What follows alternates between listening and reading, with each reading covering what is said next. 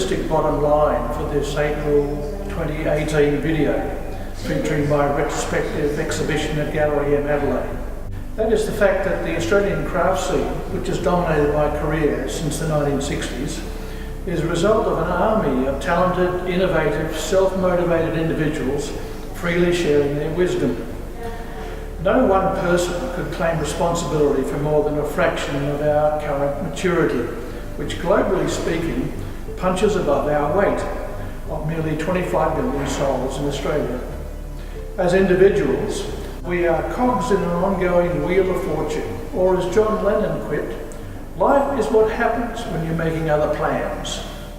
Nevertheless, over the decades, respected critics have acknowledged Stephen Skillitzi's seminal introduction of the hot glass studio movement to Australia from 1970.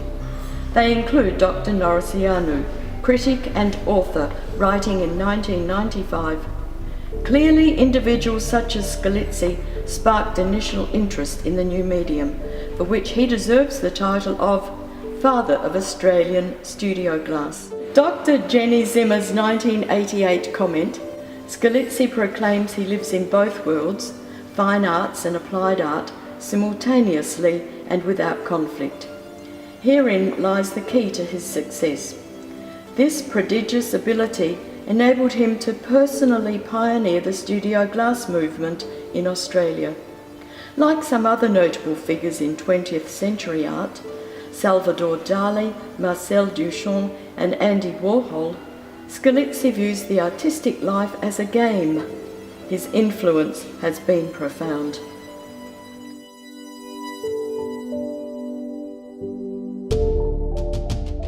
Geoffrey Edwards, curator, National Gallery of Victoria in 1998, wrote, "From 1970, Skillitzi promoted interest amongst Australian artists in hot glass as a medium for use by independent practitioners, until then not seriously contemplated by Australian artists."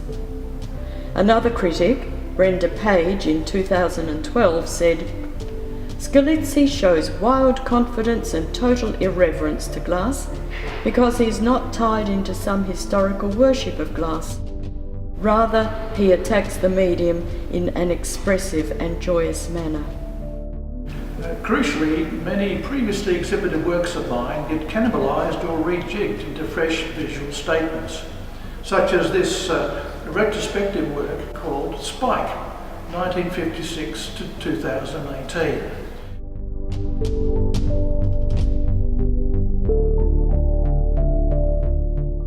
It combines, only for this show, a cobbled together factory moulded clear glass head. It is adorned with a spiky hairdo of furnace formed glass shards reverse engineered from a playable Entropic Encounters mind game from 1987. It is surrounded by winged toy-like glass human figures, commandeered from a now dismembered 1981 Ground Zero nuclear game number 7. There is a white glazed clay bird from 1956, made when I was aged 9, perched on metal electroformed garden twigs from 1995. Shortly, the 62-year-old clay bird will fly off to uncharted territory once again. Australian craft values were gradually solidified via the Australia Council in 1973 and Ausglass in 1978, and ever-narrowing commercial gallery and vocational course expectations for stylistic specialisation. There are unwritten rules. In defiance of those rules, Stephen Skillitzi's personal 2018 retrospective message is that his more liberal, free-ranging craft art 1960s values were essentially firmly entrenched years before. Those values cross over normally accepted aesthetic boundaries, separating craft from art activities, and have served his 52 years of solo exhibiting prolific output. Hence, about 100,000 Skillitzi created items are now scattered globally, with the wry comment from a much better integrated glass dinosaur who opined, "Skillitzi is the exception to everything."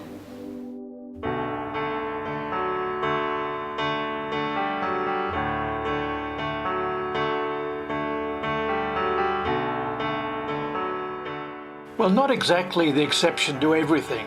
After all, as for many other pioneering 1960s studio glassmakers globally, I started as a potter in my high school days, as shown via these earthenware pots and figurines. That clay aesthetic and technical and marketing foundation readily informed later on my glass blowing and glass casting, and even my lost wax bronze casting. The strong link of potters with pioneering studio glass is underreported in historical accounts. Secondly, throughout my professional half-century of visual diversity, I have done numerous corporate installations and gallery exhibitions and marketable product lines. Of course, that's typical of mainstream studio clay and glass practitioners. Thirdly, in 1979, I introduced an Adelaide-based bachelor's degree vocational training course for aspiring ceramists for both sister crafts, clay and glass. Those who graduated established their individual, well-integrated small businesses. Thankfully, those former students did not emulate my personal career path of fringe craft art activities. So with all that conformity, where is the alleged exception to everything? From the mid-1960s, I delighted in displaying my unorthodoxy through non-art events and community galleries.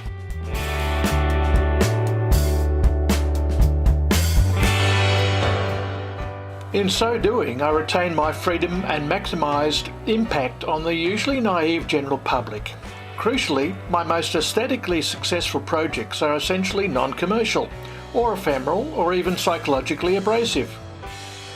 Hence unfit for mainstream galleries which are highly skilled in promoting their eager stable of artists. Therein lies the alleged exception to everything. Stephen remembers his first solo ceramics exhibition of clay, glass, metal in Sydney, January 1966. Occurring just before the introduction of Aussie decimal currency, the 40 items were priced according to familiar post-World War II art world custom in imperial guineas. And as author Grace Cochrane said, innovative, resourceful, imaginative, he has never stopped. I know of no other Australian artist craftsman with such a lengthy and diverse career focusing on glass. Beyond embracing normal teachable and commercial clay and glass techniques, that crucial diversity paralleled idiosyncratic so-called schizophrenia. Its rationale is that glass can be a psychological material, with all the narrative depth and contemporary issue themes of a morality play. Thus, schizophrenia manifested itself in a costumed and masked street theatre art performances and playable mixed media mind games, and somewhat surrealistic, temporary, site-specific glass installations.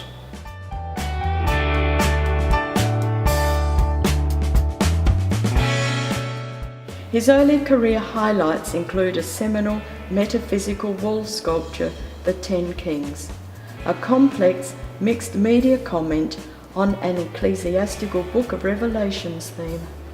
It was exhibited at the Brooklyn Museum, New York City, exactly half a century ago in April 1968.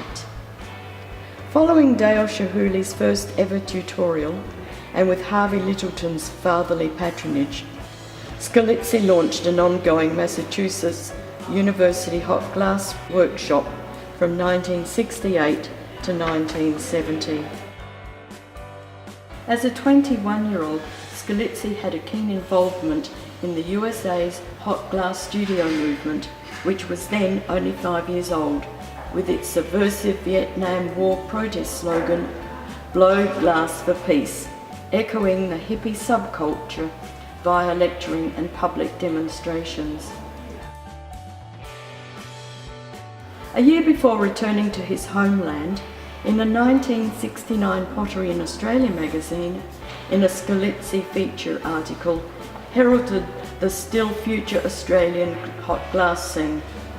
That was 5 years before Sam Herman introduced Adelaide's Jam Factory Glass Workshop, and a decade before the setup of the Ausglass organisation by other individually inspired glass craftspeople, which matured our local glass scene through conferences and international networking.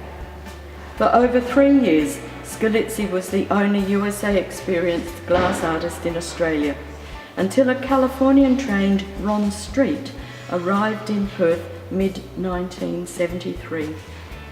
What followed for Skillitzi over 48 years has been an unpopular glass career prescription of go it alone, except for a fruitful alliance with glass-blowing maestro Julio Santos.